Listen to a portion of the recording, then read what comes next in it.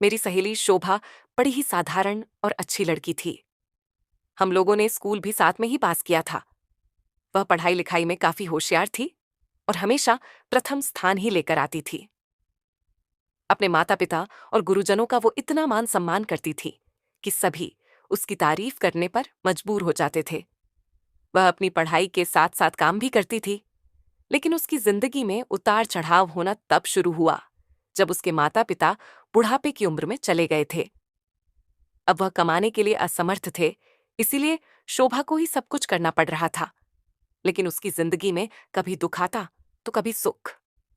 हर एक कठिनाइयों का सामना करते हुए मैं अपनी जिंदगी में आगे बढ़ रही थी, लेकिन उसकी एक एक बात से मैं बिल्कुल वाकिफ थी, क्योंकि शोभा मुझसे कुछ भी नहीं छुपाती थी। उसकी हर एक बात मुझे पता थी। जब तक हम लोग स्कूल से पास होकर अलग अलग हो गए थे, तब तक शोभा मेरे साथ सब कुछ शेयर करती थी। लेकिन दूर दूर होने के बाद भी शोभा के माता पिता मुझे अपनी बेटी की तरह ही मानते थे। जब कभी शोभा मुझे कुछ नहीं बताती थी, तो शोभा के माता पिता मुझे सब कुछ बता देते थे। और शोभा के घर का एक एक तिनका भी अगर हिलता था तो मुझे खबर होती थी, क्योंकि उन लोगों के साथ मेरा रिश्ता ही कुछ ऐसा था। अब शोभा की जिंदगी का कुछ ऐसा उतार चढ़ाव शुरू हुआ जिसे सुनकर सबके पैरों तले से जमीन ही खिसक जाएगी। दरअसल शोभा की उम्र 23 साल थी। सामान्य कदकाठी की शोभा देखने में सुंदर होने के साथ पढ़ने लिखने में भी होशियार थी। उसके घर की माली हालत अच्छी नहीं थी, इसलिए पिछले 2 सालों से वह फैमिली दंत चिकित्सालय में नौकरी कर रही थी। शोभा का घर बाजीगर मोहल्ले में था। वह हर रोज सुबह 8 बजे घर से क्लिनिक के लिए निकल जाती थी और पेशेंट देखने में रविंद्र की मदद करती थी। दोपहर में वह लंच करने के लिए घर लौटती। लंच के बाद फिर वापस क्लिनिक में लौट आती थी।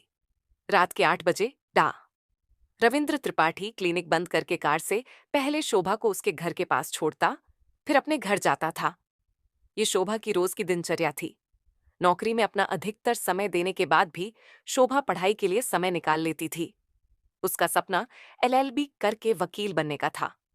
वह एक प्राइवेट कॉलेज से एलएलबी कर रही थी। घर की हालत सही न होने के कारण वह अपनी पढ़ाई के खर्चों को पूरा करने में असमर्थ थी।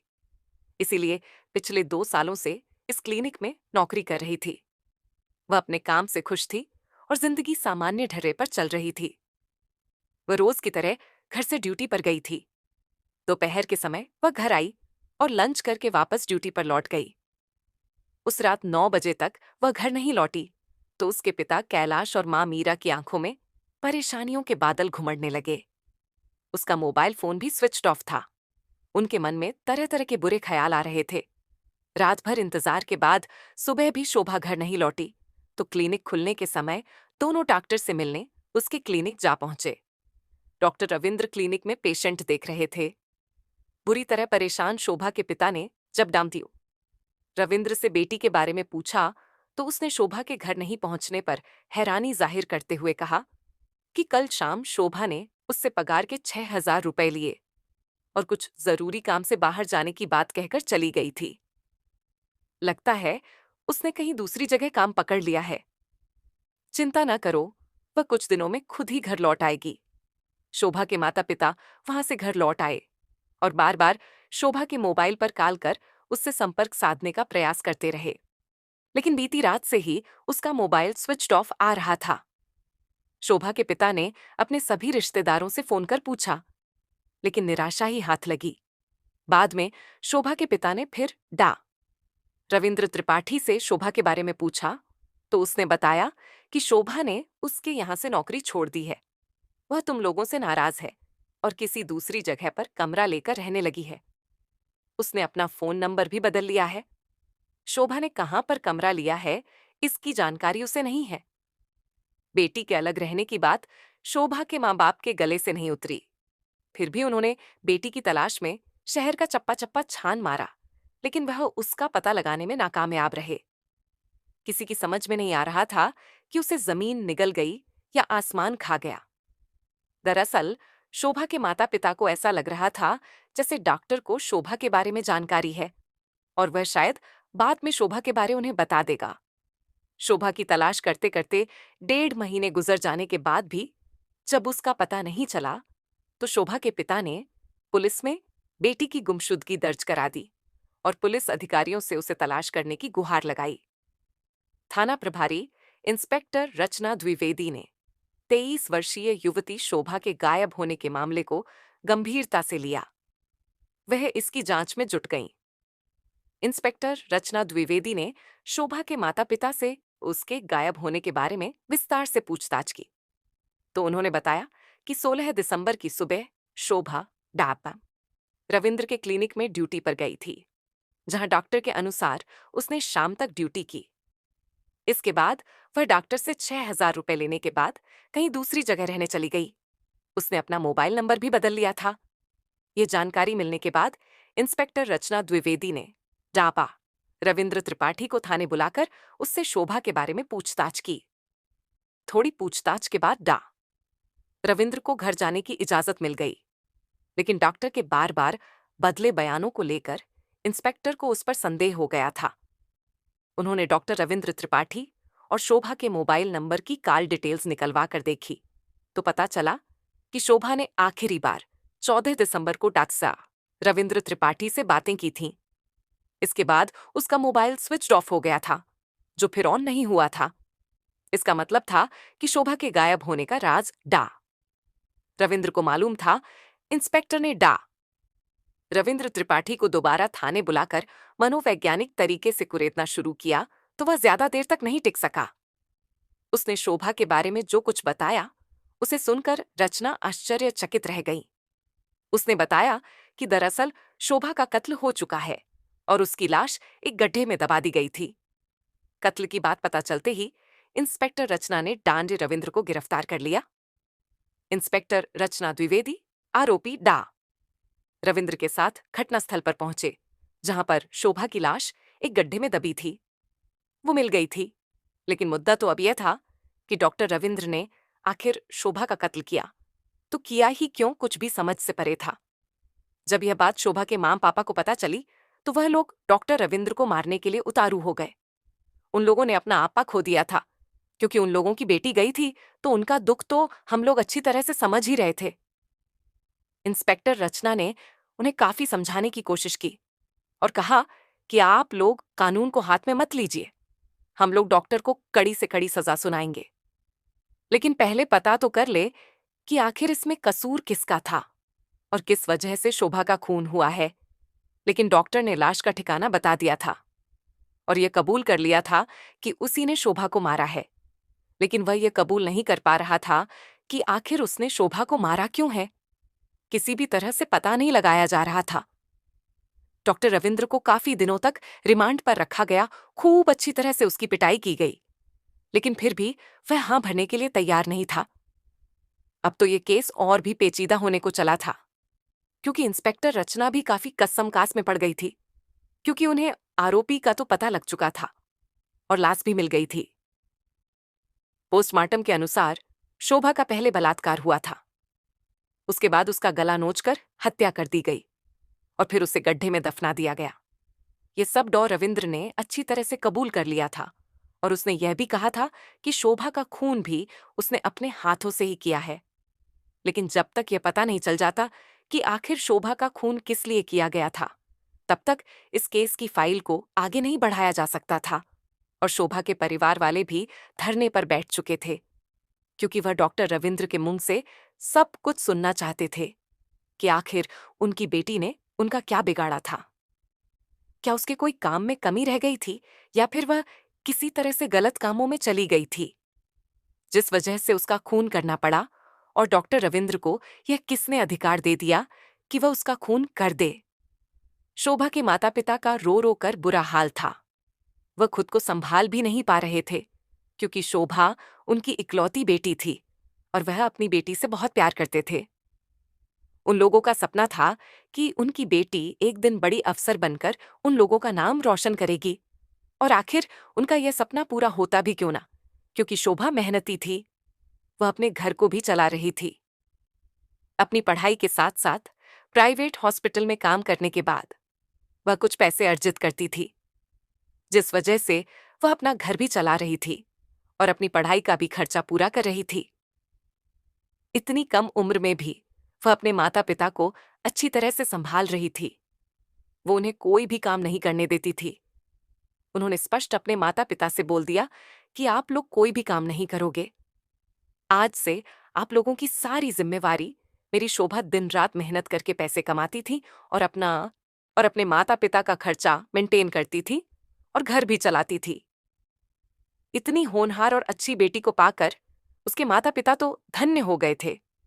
लेकिन जब अचानक से उन लोगों के सामने ये खबर आ जाती है कि उनकी बेटी का जहां पर काम करती है, उसी डॉक्टर ने गला घोंटकर हत्या कर दी और पहले उसका बलात्कार कर लिया, तो उसके माता पिता पर क्या गुजर रही थी, यह तो सिर्फ वह लोग ही जान सकते थे। हर किसी के मन में यही सवाल था कि आखिर शोभा की गलती क्या थी। या तो वह डॉक्टर ही दरिंदा होगा, या फिर वह सिर्फ शोभा के साथ ही नहीं, किसी और लड़कियों के साथ भी उसने यही सब किया होगा। लेकिन डॉक्टर का पूरा पास्ट छानबीन करके देखा तो कहीं पर भी उसके खिलाफ कोई केस दर्ज नहीं हुआ था और कोई भी डॉक्टर के ऊपर किसी भी तरह का कोई भी आरोप नहीं लगा रहा था। सब लोगों के मुंह से बस यही निकल रहा था कि डॉ रविंद्र जैसा होनहार और समझदार डॉक्टर तो कहीं पर भी नहीं मिल सकता, क्योंकि उसने हर किसी का इलाज अच्छे से किया था। और अगर किसी के पास पैसे नहीं होते थे तो वह लोगों का फ्री में भी इलाज कर दिया करता था। इतना नरम दिल इंसान था कि हर कोई उसके साथ बात करना चाहेगा। उसने आज तक किसी भी लड़की को नजर उठाकर नहीं देखा था। सबको बस नजर झुकाकर ही बात करता था, सबका दिल से सम्मान करता था।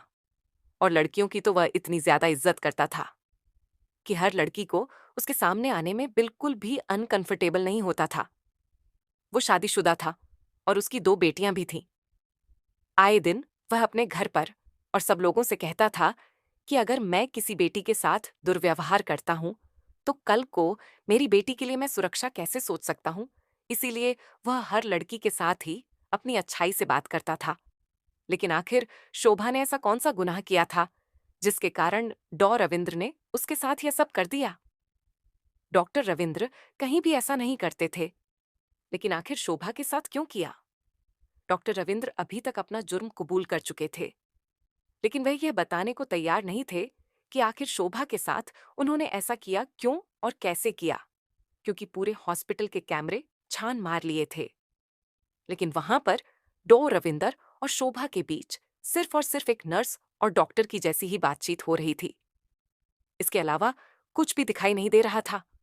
ना ही डॉक्टर उनके साथ कोई गंदी हरकत करते नजर आ रहे थे, ना ही उन्हें किसी भी तरह से छूते हुए नजर आ रहे थे। लेकिन आखिर फिर शोभा के साथ डॉक्टर ने ये सब कैसे किया और कब किया और कहां पर किया। हर किसी के मन में यही सवाल था। पुलिस भी इसी सवाल को ढूंढने में काफी मेहनत कर रही थी, क्योंकि डॉक्टर रविंद्र तो बताने से रहा, क्योंकि पिटाई से ऊपर तो डॉ रविंद्र साथ क्या कर सकते थे। उन्हें जानवरों की तरह पीट डाला, लेकिन फिर भी डॉक्टर रविंद्र ने यह नहीं बताया कि उन्होंने शोभा के साथ ये सब क्यों किया है। अब पुलिस भी पूरी तरह से परेशान हो चुकी थी। सब लोग बस यही सोच रहे थे कि कैसे भी करके डॉक्टर रविंद्र के मुंह से ये सब उगलवा ले। आखिर उसने शोभा के साथ ऐसा क्यों किया, आखिर इसके पीछे किसका हाथ था, और शोभा ने ऐसा क्या कर दिया था जो उसके साथ ये सब होना जरूरी हो गया था।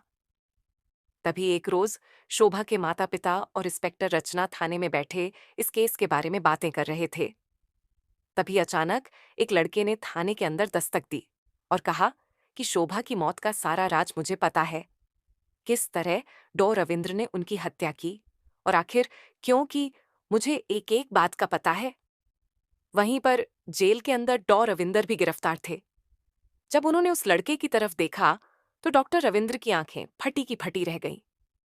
डॉक्टर रविंद्र ने उससे कहा कि तुम पुलिस को कुछ भी नहीं बताओगे। अगर तुमने पुलिस को कुछ भी बताया तो तुम्हें अपनी जान से हाथ धोना पड़ेगा। लेकिन उस लड़के ने कहा कि मैं और चुप नहीं बैठ सकता, आखिर मुझे भी तो पुलिस को सच बताने दीजिए। तभी पुलिस को लगा कि अब तो इस केस का पहलू मिल ही गया है। उन्होंने झट से उस लड़के को पकड़ा और पूछताछ रूम में ले जाकर उसे पूछताछ करनी शुरू कर दी। उसके बाद उस लड़के ने जो कुछ भी बताया, वह सब सुनकर तो सब लोगों के पैरों तले से जमीन ही खिसक गई। उस लड़के ने कहा कि डॉ रविंद्र ने मजबूरी में आकर शोभा का कत्ल किया था। इसके पीछे रविंद्र की बहुत बड़ी मजबूरी थी। पुलिस ने कहा कि यह सब तुम्हें कैसे पता, तभी उस लड़के ने एक कैमरा निकाला और वह रिकॉर्डिंग पुलिस के सामने रख दी, जिसके अंदर शोभा डॉ रविंद्र को धमकी दे रही थी कि तुम मुझसे शादी कर लो, अपनी पत्नी और बच्चों को छोड़कर मुझसे शादी कर लो और अपनी सारी संपत्ति मेरे नाम कर दो। दरअसल शोभा ऐसी लड़की नहीं थी।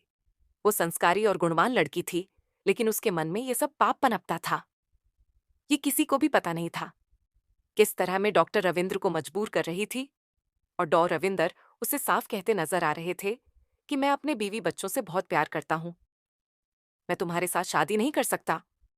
तुम मेरे क्लिनिक में काम करती हो, इसलिए बदले में तुम्हें पैसे दे देता हूं। तुम मुझे ऐसे परेशान नहीं कर सकती। लेकिन शोभा उनकी बात मानने को तैयार ही नहीं थी। शोभा कह रही थी कि तुम्हें 2 दिन का टाइम देती हूं, अगर तुमने अपने बीवी बच्चों को नहीं छोड़ा तो मैं उन लोगों की जान ले लूंगी। मुझे अच्छी तरह से पता है कि तुम्हारे बच्चे कौन से स्कूल में पढ़ाई करने के लिए जाते हैं, और वह लोग मुझे जानते भी हैं। मैं उन लोगों को बहला फुसलाकर किसी दूसरी जगह ले जाऊंगी और वहां पर जाकर उन लोगों को मार दूंगी। तभी डॉ रविंदर ने कहा कि जब सब सच्चाई आप लोगों को पता ही चल गई, तो बाकी की सच्चाई में ही बता देता हूं। मैं अपने बीवी बच्चों को खोना नहीं चाहता था, इसीलिए मुझे मजबूरन शोभा का कत्ल करना पड़ा। जब मुझे पता चला कि मेरे बच्चे मुझसे दूर हो जाएंगे अगर मैंने शोभा से शादी नहीं की, तो मैं पूरी तरह से बौखला गया और मैं शराब पीने लगा। शराब के नशे में मुझसे यह गुनाह हो गया। मुझे शोभा को ही रास्ते से हटाना ठीक लगा, क्योंकि अगर मैं शोभा को रास्ते से नहीं हटाता तो शोभा मेरी पत्नी और मेरे बच्चों को रास्ते से हटा देती। इसीलिए मुझे मजबूरन उसको मारना पड़ा, और शराब के नशे में मैंने उसके साथ बलात्कार कर लिया, जो मैं ना चाहते हुए भी उसके साथ करने पर मजबूर हो गया था। उसके बाद शोभा को मार दिया था। जब यह सच्चाई सब लोगों के सामने आई और कैमरे में रिकॉर्ड सबूत सबको मिला, तो डॉक्टर रविंद्र को भी, जो लोग गंदी नजर से देख रहे थे, सब उसके लिए इज्जत से पेश आने लगे। लेकिन रविंद्र ने गुनाह है तो किया था, इसीलिए उससे कम से कम सजा तो मिलनी ही थी, और रविंद्र को कम से कम सजा मिली। और शोभा के माता पिता का भी वहम दूर हो गया कि उन्होंने एक अच्छी बेटी को जन्म दिया। लेकिन शोभा जितना दिखने में अच्छी और साधारण थी, अंदर से उतनी ही तेज और चालाक थी। अब सब लोगों का वहम दूर हो चुका था, और पुलिस को भी समझ में आ चुका था कि अक्सर ऊपर से देखने वाले सीधे और सरल व्यक्ति अंदर से कितने खतरनाक होते हैं। धन्यवाद। अगर आपको मेरी कहानी पसंद आती है तो कृपया चैनल को लाइक, सब्सक्राइब, शेयर करें।